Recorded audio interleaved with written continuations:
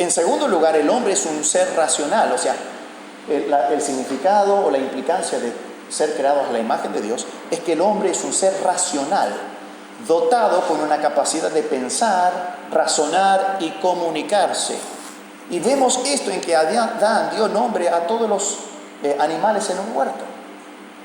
Él no era podríamos decir, cavernícola o como aquella nombre de Neandertal o algo que estaba gruñendo y tratando. Él tenía una variedad, o sea, no sé ustedes, cuando yo juego uno de esos juegos donde uno tiene que pensar palabras, ¿sí?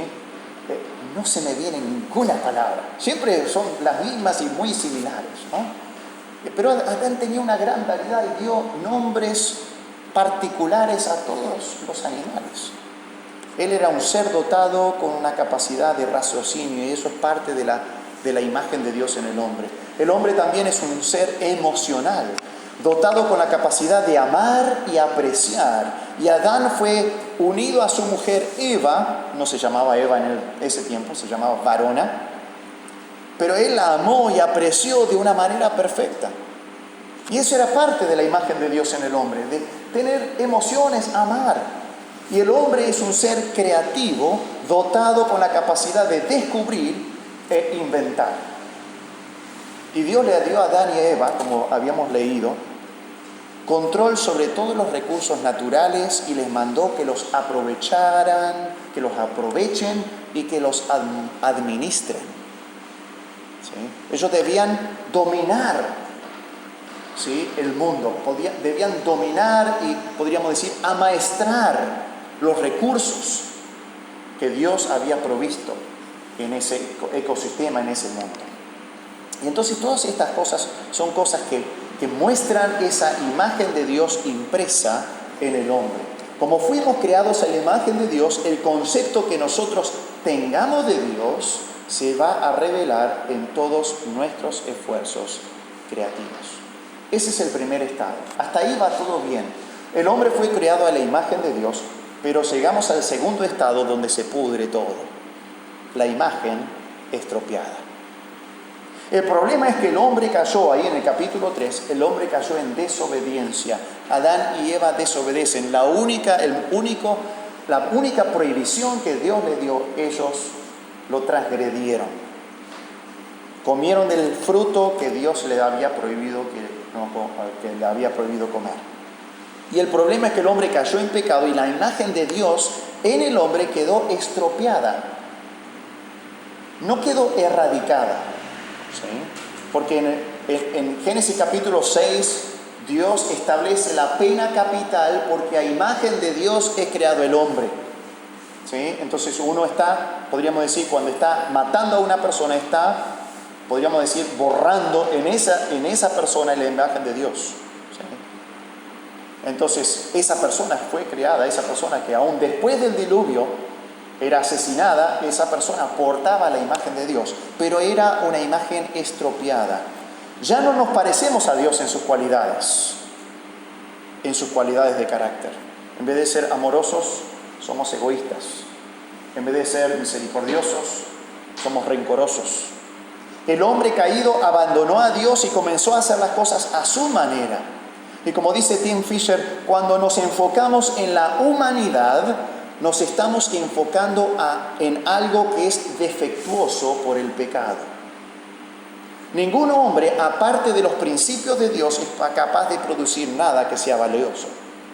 Entonces el hombre, esta imagen, ¿sí?, que ha sido estropeada, causa que lo que yo creé también esté estropeado. Y si yo me concentro solamente en mi humanidad, todo lo que yo hago en mi creatividad va a estar estropeado. Solamente si yo me baso en los principios de Dios, voy a poder crear algo majestuoso o algo bueno. ¿Se entiende? Entonces, basándome en mi humanidad, mi creación, la creación del hombre caído, va a ser estropeado. Pero si sigue los principios de Dios en su universo, entonces ahí va a ser recién algo bueno. O sea que cuando el hombre abandona los principios de Dios en su creación y en su palabra, hace obras que están manchadas por el pecado y son contrarias al carácter de Dios. Esas obras pueden ser consideradas malas. Y esto nos ayuda a llegar a una definición de música mala. Música mala es aquella que no sigue los principios de Dios en su creación y en su palabra. Música mala, entonces, es aquella que no sigue los principios de Dios en su creación y en su palabra. Así que a pesar de que la sociedad considere ciertas obras como clásicas, el cristiano debe analizar si esa pieza de arte se conforma al carácter de Dios para ver si verdaderamente es excelente, si es buena. ¿Sí? Porque el hombre en este mundo llama a lo bueno malo y a lo malo bueno. ¿Sí? Por ejemplo, aunque nuestra cultura acepte la desnudez en el arte, y lo ha hecho por muchos siglos, aunque nuestra cultura acepte la desnudez en el arte, la escritura lo prohíbe. Entonces, por lo tanto, no cumple la desnudez en el arte, no cumple con el criterio de Dios como algo excelente. Y el cristiano no debe conformar su arte a la sociedad, sino a las Sagradas Escrituras. Entonces ahí podemos determinar si esto es algo bueno, es arte bueno o malo, dependiendo de lo que Dios dice, en su creación y en su palabra. Y esto nos lleva al tercer estado, la imagen restaurada. A pesar de la caída del hombre y que la imagen ha sido estropeada por el pecado, Cristo murió y resucitó para que seamos hijos de Dios y podamos aprender a imitar a nuestro Padre Celestial. Y comenzó en nosotros, en el creyente, la obra de restauración de su imagen en nosotros. Como dice Filipenses 1:6, el que comenzó en vosotros la buena obra la perfeccionará hasta el día de Jesucristo. Colosenses 3 dice, y revestido del nuevo, el cual conforme a la imagen del que lo creó, se va renovando hasta el conocimiento pleno. ¿Qué significa? Dios está haciendo una obra en la vida del creyente, restableciendo o conformando al creyente a la imagen de Cristo para que vuelva a aportar una imagen clara y precisa de Dios en su vida. Entonces, a pesar de que la imagen ha sido manchada o estropeada, Cristo está haciendo la restauración, así como en una obra de arte, algunas veces por los años o por algún evento, hay un deterioro en el arte, en la pintura, y se restaura, se trata de volver a lo original. Dios está restaurando su imagen en nosotros, y esa es la santificación. Y por eso en Romanos 8:29 dice, porque a los que antes conoció, también los predestinó para que fuesen hechos conforme a la imagen de su Hijo. Así que un cristiano es un pecador que se ha arrepentido de sus pecados y ha puesto su confianza solamente en Jesucristo y en su obra ahí en la cruz para la salvación de su alma. En Hechos 11:26 nos dice, a los discípulos se les llamaron cristianos por primera vez en Antioquía, porque fueron identificados por el mundo como pequeños Cristos. Un imitador de Cristo, una persona que está imitando o siguiendo a Cristo. Personas que se identificaban y vivían como Jesús. Así que un cristiano puede ser llamado así tanto y cuando su vida se esté conformando a la imagen de Cristo. O sea, el término cristiano implica ser como Cristo. Y Tim Fisher lo expresa así: un libro de un cristiano, ¿sí? Un libro de un cristiano puede ser uno escrito por un cristiano o que pertenece a un cristiano. Este es el libro del cristiano fulano de tal, le pertenece. Pero un libro cristiano es uno que en su contenido, en sus metas, en sus acciones y efectos en el lector manifestará ser como Cristo. ¿Ven la diferencia entre un libro de un cristiano que fue escrito por un cristiano y un libro cristiano? Donde el libro cristiano en el contenido, en las metas, en las acciones y en los efectos que produce en el lector manifiesta ser como Cristo. Y eso nos ayuda a llegar a una definición de la música cristiana. Música cristiana es aquella en la que el texto, la música, el intérprete y las prácticas de interpretación se conforman a la imagen de Cristo. Lo repito, la música cristiana es aquella en la que el texto, la música, los intérpretes y las maneras de interpretar o las prácticas de interpretar esa música se conforman a la imagen de Cristo. Así que música cristiana no es música producida por un cristiano. ¿Sí? Así como un libro cristiano no es un libro escrito por un cristiano. Música cristiana, en cada uno de sus aspectos, se conforman a la imagen de Cristo.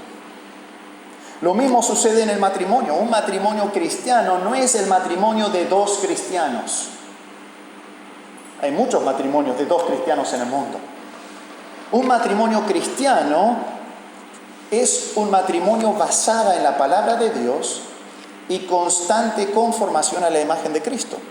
Dos creyentes pueden estar casados, pero vivir, perdonen la expresión, pero vivir como el diablo. No es un matrimonio cristiano. Un matrimonio cristiano es cuando en el matrimonio están buscando conformarse a la imagen de Cristo. Esta conformación es un proceso. O sea, no es que, ya de un día para el otro ya estoy conformado.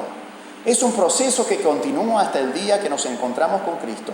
No estamos hablando de moralidad, sino conformados a la imagen de Cristo. Un incrédulo puede tener moralidad, puede ser una buena persona, moral, podríamos decir, un buen ciudadano, decir la verdad y hacer un montón de cosas buenas.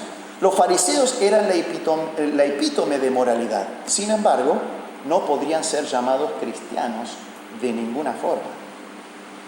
Una canción puede hablar de valores morales, pero si no hace referencia directa a Cristo, no es cristiana.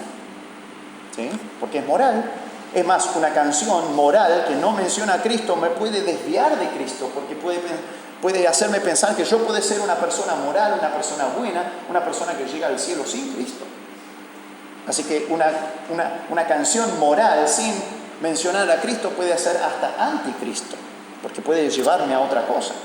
Así que existe música buena, mala y cristiana. El creyente que desea honrar a Dios escuchará música buena y cristiana. No es que toda la música que nosotros escuchamos sea cristiana. Puede ser música buena, como la de Beethoven, que no era un cristiano y no compuso como para que nos conformemos a la imagen de Cristo, pero sí utilizó los elementos de la creación de Dios y los principios de Dios en su creación, en su obra, para plasmarlo en su composición. Y el cristiano va a escuchar música buena y cristiana, pero desechará la música mala, sea llamada cristiana o no.